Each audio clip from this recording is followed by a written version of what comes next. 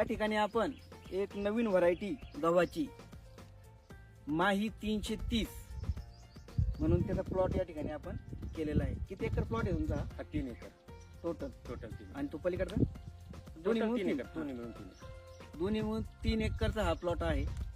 आपण आता ज्या प्लॉट मध्ये उभा आहोत हा जवळजवळ 2 महिने आणि 8 दिवसाचा प्लॉट आहे. आता ओंबी फेकतय पुढं मुळं, तर तुम्ही बघू शकता एकदम चांगला आणि एकसारखा असा हा प्लॉट बसलेला आहे.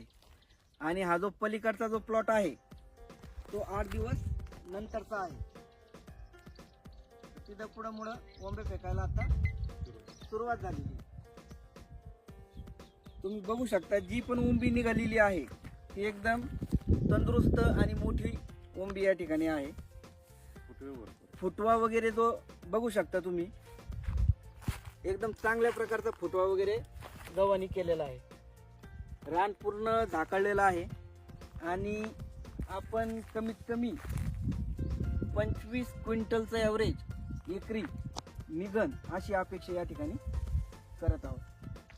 तर प्रशांत भाऊ तुम्हाला ही जी आपण नवीन व्हरायटी दिली होती ती कशी वाटली? एकच नंबर. चांगली व्हरायटी. एकच नंबर. गव्हाला फुटवा वगैरे असे एवढे फुटवे कधी झालेले नव्हते. ठीक आहे. आणि याला आपण खताचं नियोजन कसं केलंय? सुरुवातीला काही गहू पेरताना काही खत टाकलं होतं का? हो गहू पेरताना टाकलेलं होतं. गहू पेरताना त्याच्यानंतर आपण काही वापरलंय का? त्यानंतर युरिया.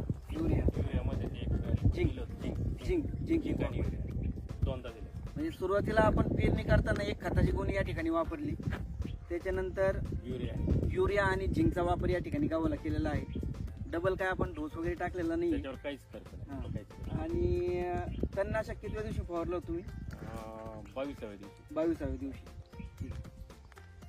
मेटासल्फोरॉन आणि क्लोरिनोफॉस हे तणनाशक आपण या ठिकाणी दिलेलं आहे. काहीच राहिलं नाही. काहीच नाही. गवत पण पूर्णपणे गेलंय. प्लॉट पण एकसारखा आणि हिरवागार प्लॉट आहे.